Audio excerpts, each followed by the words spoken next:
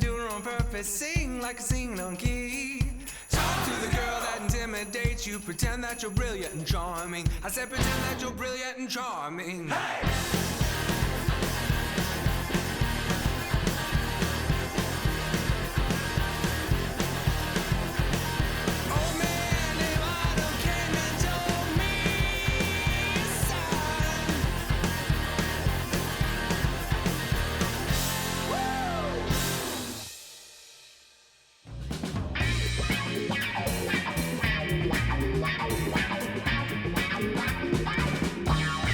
Yes, welcome everybody. Later with Jason Suel. So glad you're tuned in. I'm here. Bo Counts is here, the one and only. We got a great show lined up. Before we get to all that, it kind of feels like spring outside. I mean, we're in March now, Bo. What do you think about the weather? Hey, it's better than that February weather. Man, that February weather was freezing cold. We were like single digits. I can't even believe it, but here we are. What's something you're looking forward to this spring, Bo? Well, I have a birthday in March. So, yeah, you do. Yeah, so that's always fun. What is it, 25? You turning 25 this year? Ish, 25-ish. Yeah. So Again. that's exciting. And just, looking forward to the future. I mean, as weather gets warmer, I'm a bar owner, so that means people get to go outside and enjoy patio weather more. And so, yeah, I'm looking forward to patios. Yeah, I'm looking forward to that this year as well. Another thing I'm looking forward to is our show because it's really special tonight. We're welcoming Chuck and Blake from the Rock Hill Gang. Yes, the Rock Hill Gang from the film Blood on the Risers joining us on the show. You got to check out this interview, but you also got to check out the movie. Great stuff happening with them. And then become a recent favorite on the show, John Robinson. He's the food and beverage director at the Hive in Bentonville. He's stopping by to make us a cocktail that is perfect for your spring. He takes you through the steps. You can either make it at home or you can go see him at the Hive and order one for yourself. And then we've got the music of what I believe is a staple, kind of one of the most premier groups in Northwest Arkansas, Brick Fields, if you haven't heard them. Blues music. They sound great. They've been together for years, and we are fortunate to have them on the show. Bo, what do you think, man? I'm ready for cocktails, music, and movies. I am too. That sounds like a perfect day. That's right. It's a perfect weekend. But also, Bo, you mentioned movies, and before we talk to the folks who made the film Blood on the Risers, right now, let's check out a little clip, a little behind the scenes that's special just for you, Northwest Arkansas. And then come on back, because all the fun is happening later. The biggest thing I want people to take away from this is the reality of the soldiers and what they come back with. They're still fighting long after the battles. PTSD isn't just limited to soldiers or war. Anyone with a traumatic experience can go through this, and there's people struggling in silence, and we just need to be the hand that helps them.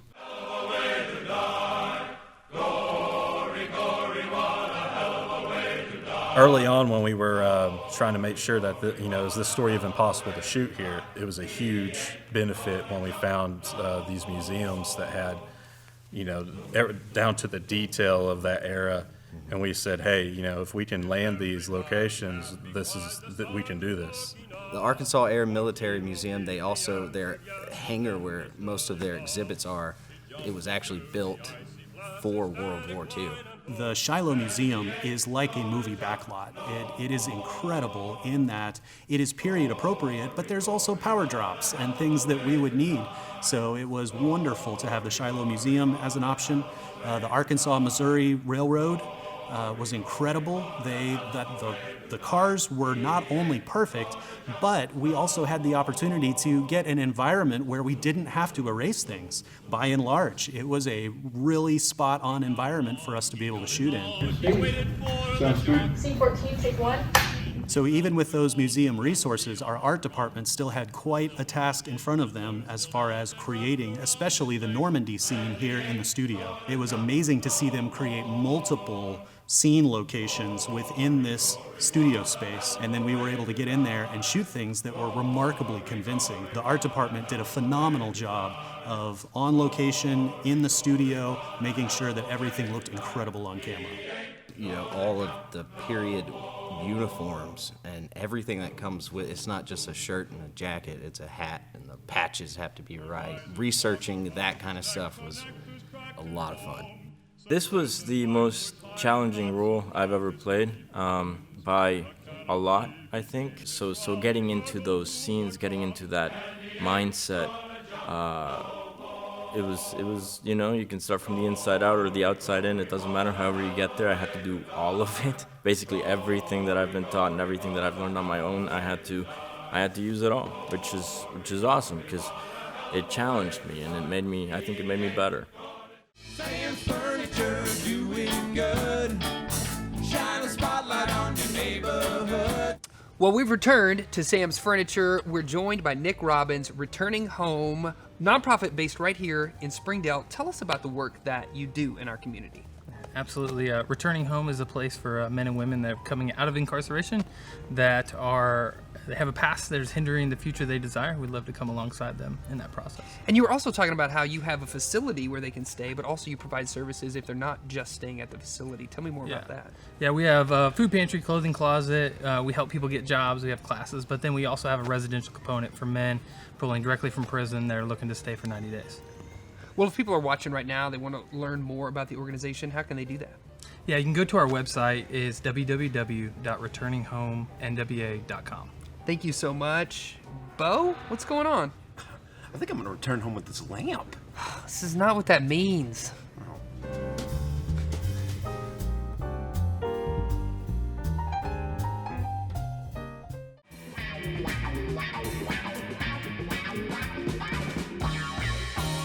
Welcome back, everybody. Welcome back. Later with Jason Suel. So glad that you are tuned in. And guess what? Got some special guests on the show tonight. We got Blake and Chuck joining us from Blood on the Risers, new film that you gotta see. So let's just talk about it. Guys, thank you so much for joining us on the show. Of course, thanks for having me. Hey, thank you. Yeah, of course. You guys are like movie stars and movie producers and makers, so we're fortunate to have you. Tell us and tell me and our viewers, what is this movie about? Sure.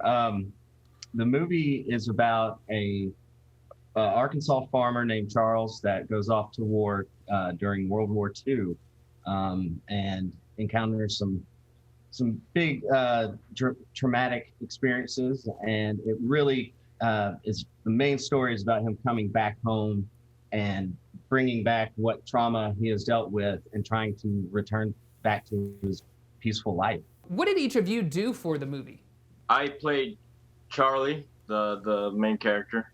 Yeah, I was a producer, cinematographer, and editor. I'm curious about the timeline though, Blake. Could you kind of walk us through that? Maybe when the idea for this movie started to happen, and then walk us through when production began and where you are right now. Can you take us through that?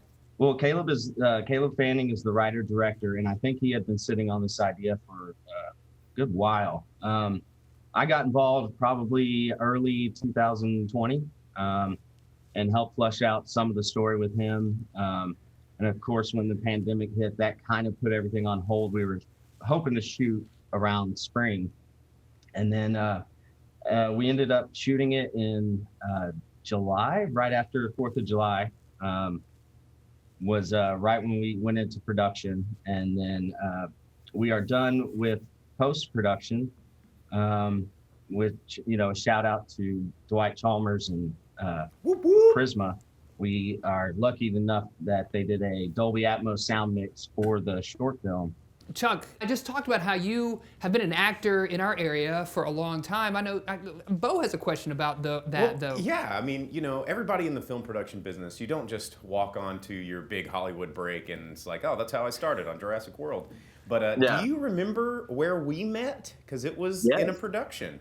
Oh, absolutely. I was the director of photography, and you were doing audio for Strip Bear. There it is. You remember? And we were roommates. We had to share a hotel room. We did. You remember that shoe that I found? Yes, I remember that shoe. Gosh. You still have it? I do actually. It was a size 12 pink high-heeled pump that was under my bed. Yeah, it was bigger than my foot. It was amazing. Here's a final question kind of for the both of you. What's one thing that you hope audiences will come away with after they see Blood on the Risers? Blake, let's start with you. I hope people take away that with PTSD, it's not just people have been dealing with this for, generations, and just bring more awareness to that. And it's not just, war veterans either. I mean, a lot of people have traumatic experiences throughout their, everyday life sometimes. Yeah.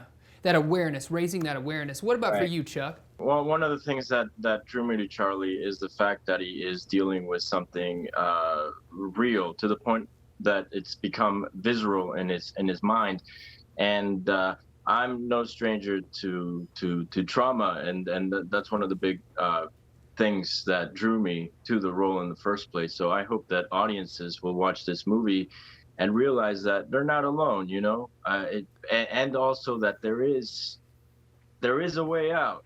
Yeah, that's certainly something to hope for. Now, right now, the film is making its festival run, and hopefully Northwest Arkansas audiences will have the chance to see it. But if they want to find more information right now, what's the website? Where can people go to look up more info? I say the best thing right now is our Blood on the Risers Facebook page. That is, we post a lot of BTS stuff, and we'll keep everybody updated with our festival run. Awesome. Yeah, hopefully lots of awards coming your way. Gentlemen, thank you so much for taking the time to join us on Later with Jason Suel. We appreciate you, and best of luck on the festival run. Thank you. Yeah, absolutely. Stay with us, folks. We got more happening later.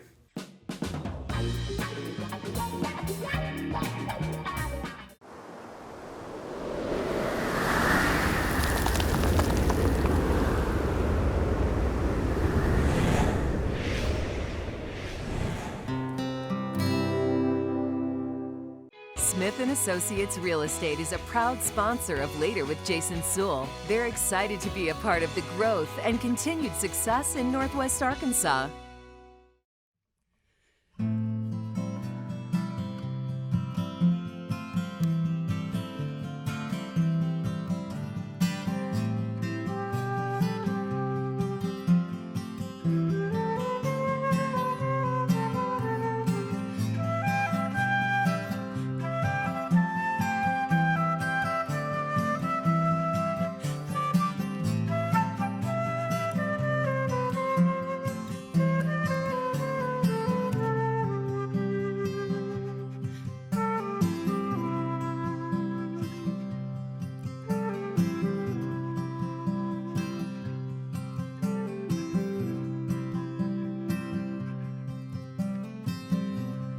Hearts get broken every single day. And love these days, you know, it seems we often throw it all away. And what the world finds so funny sometimes only makes me weep. And what this world holds precious in this confusion is so hard to see. Some we walk on, some we talk long about everything that's going wrong. So the pain grows, although the heart does know there's a change surely bound to come.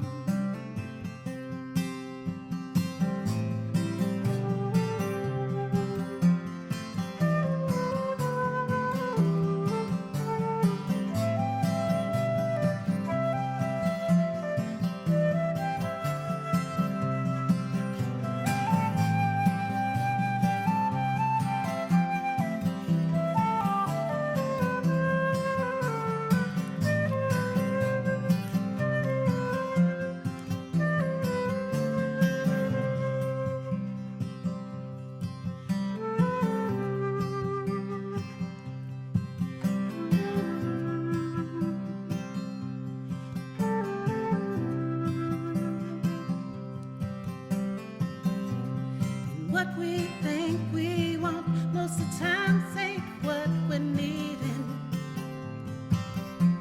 And what we need, you see, we often take and greed. And what we take and take only, it build these troubled walls.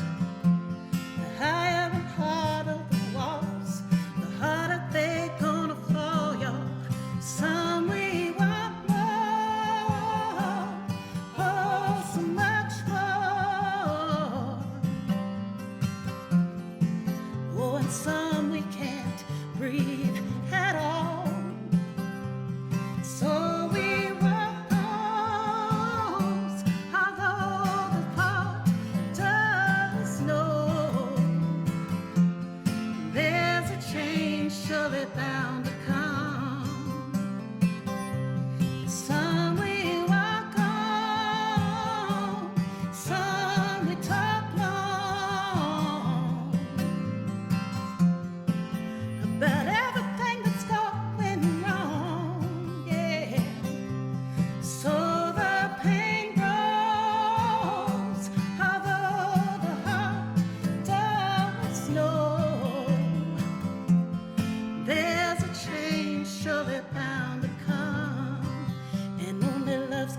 survive it.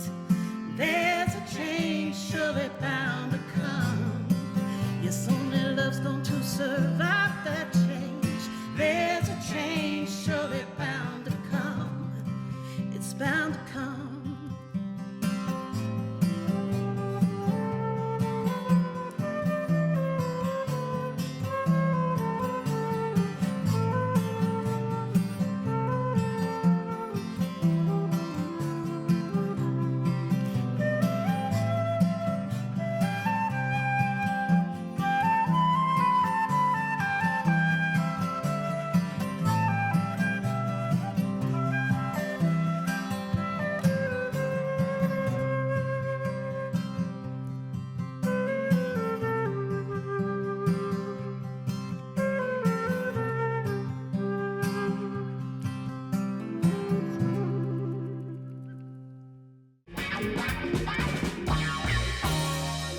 Welcome back, folks. Thanks so much for joining us. Now, you might be thinking to yourself, man, it is spring. I can feel the first rays of sunlight that we've felt in months coming down. And what do I need but a drink? Well, thankfully, we've got John Robinson, Food and Beverage Director at the Hive in Bentonville, joining us on the show to walk us through a really special cocktail. Hey, John, thanks for joining us.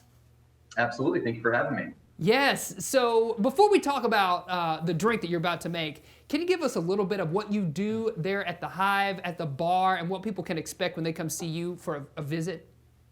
Absolutely, yeah. I mean, biggest thing is I kind of run service. I also oversee the beverage program and service kind of as it stands. What's your favorite drink to serve up there? What do you have something that's your go-to that you like to make that people ask for a lot?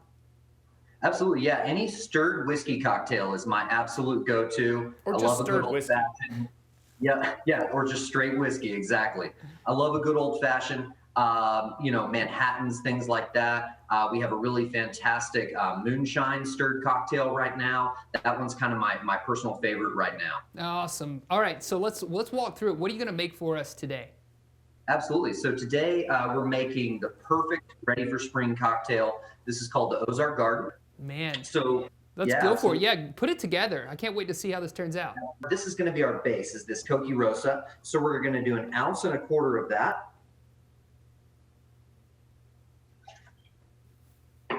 That's going to give us a nice kind of low proof cocktail. We're going to put a little bit of gin in there. So we're just going to do 3/4 ounce of gin, just to kind of up the proof just a touch. We want this thing to be light, refreshing. And then we're going to do 1/2 ounce of lime juice. And this is just lime juice that's been strained out. We want to get all that pulp out of there. And then 1 ounce of our hibiscus syrup.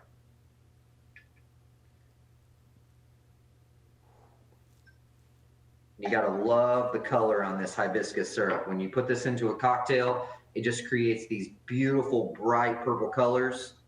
And then 3/4 ounce of that cucumber juice. And we're gonna get some ice in the glass.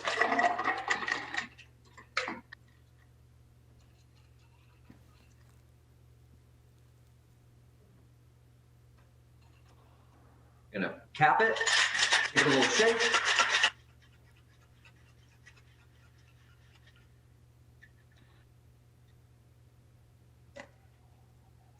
Then we're going to go right into this beer tulip here. These are perfect for this style of cocktail because we're going to top this with crushed ice. This is going to give us a lot of room for that. Love that color. Yeah, you see that beautiful purple color? It's just like food. You want everything to be nice and inviting. Then we're going to take a little bit of this crushed ice and kind of pour that in. Man, that looks delicious. Oh, yeah. And then a little bit of club soda. So these bubbles are going to make this cocktail nice and effervescent. Look at that. Man, that's great. Absolutely. That is awesome. Now, again, that's called the Ozark Garden. And let's say people are following along at home. They're like, man, I wish I could make that, just don't have the ingredients. Is this something that you have there at the Hive? Yeah, this is something that we have during our afternoon aperitivo, which is on Saturdays and Sundays after brunch. It's kind of like a little happy hour. But this is a cocktail that we can do all the time. John, man, that looks delicious. Thank you so much again for taking the time to walk us through the steps of making the Ozark Garden. I can't wait to try one myself. So thanks again for your time. Absolutely, you're welcome. Thank you for having me. Yeah, absolutely. And thank you for sticking around. We got more coming up later.